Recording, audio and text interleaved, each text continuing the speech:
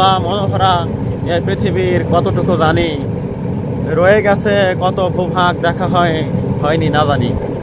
হ্যাঁ, আমরা কতটুকুই দেখতে পারি। বিশাল বিস্তৃত পৃথিবীর ভূ মানচিত্রে বাংলাদেশ একটা ক্ষুদ্র জায়গা, আর এদেশেই রয়েছে ভ্রমণের জন্য অনেক উৎকৃষ্ট স্থান। আর সে কারণেই তো বিদেশ থেকে ছুটে আসে হাজার হাজার পর্যটক। এখানে এসে তারা মন্তব্য করে সমগ্র বাংলাদেশকে একটা বড় গ্রাম হিসেবে পেয়েছি। সত্যিই কোনো কোনো গ্রামের সৌন্দর্য অতুলনীয়।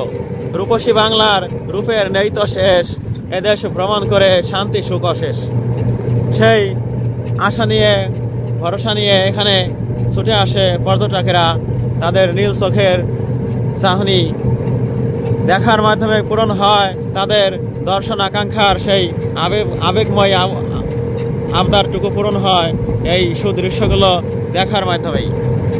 আর বাংলাদেশের ভ্রমণ তালিকায় এই যশোর জেলার কেশবপুর উপজেলার বেশ কিছু ভ্রমণ স্পট তাদের তালিকায় রাখতে পারেন।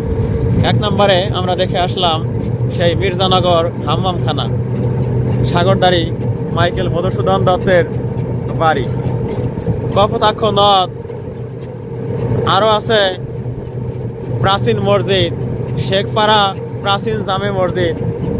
এছাড়া ন্যাচারাল ভিউ, সেটা তো যে কোনো গ্রামে ঢুকলেই একজন পর্যটক নিজ চোখে অবলোকন করতে পারেন। এখানে আসলে যদি প্রকৃতিপ্রেমী হন, ভাবুক হন, ভালো দার্শনিক হন, তাহলে সৌন্দর্যপ্রিয় হন, তাহলে এখান থেকে মনের খোরাক মিটতে পারে শতভাগ। এটাই আমার কাছে মনে হয়েছে যশোর ভ্রমণ করে। সারা বাংলাদেশ ভ্রমণ করে সব জায়গায় যে একই রকম আনন্দ উপভোগ করেছি তা কিন্তু নয়, তবে যশোর জেলা ভ্রমণ করে একটু বেশি আনন্দ উপভোগ করেছি। তার কারণ হলো যশোরে ভ্রমণ করতে যেমন খরচ একটু কম, রাস্তাঘাট অনেক ভালো, পরিষ্কার পরিচ্ছন্ন, সাজানো গোছানো, যাতায়াত প্রসিদ্ধ স্থান যশোর। যখন তখন গাড়ি ভাড়া করে, ভ্যান অথবা অটো ভাড়া করে অথবা বাসে যেখানে ইচ্ছা সেখানে যাওয়া যায়। এই যে সুগমতা, এই যে সহজলভ্যতা, গ্রামের অভ্যন্তরে ঢুকে পড়ার সহজলভ্যতা, সুযোগ, এটা সব জেলায় পাওয়া যায় না। কোনো কোনো জেলায় এমনও গ্রামগঞ্জ রয়েছে যেখানে ঢুকতে গেলে হাঁটাহাঁটি করতে হয় এবং কি কোথাও যাওয়াও যায় না, এমনই দুর্গম। কিন্তু এই যশোর জেলা এর ব্যতিক্রম। বন্ধুরা, এজন্য যশোর আসতে পারেন, ভ্রমণ করতে পারেন। আমরা একটা বাজারের মধ্যে ঢুকে পড়েছি, মাঝারি আকারের একটু বড় আকারের বাজার, কপালিয়া। এই যে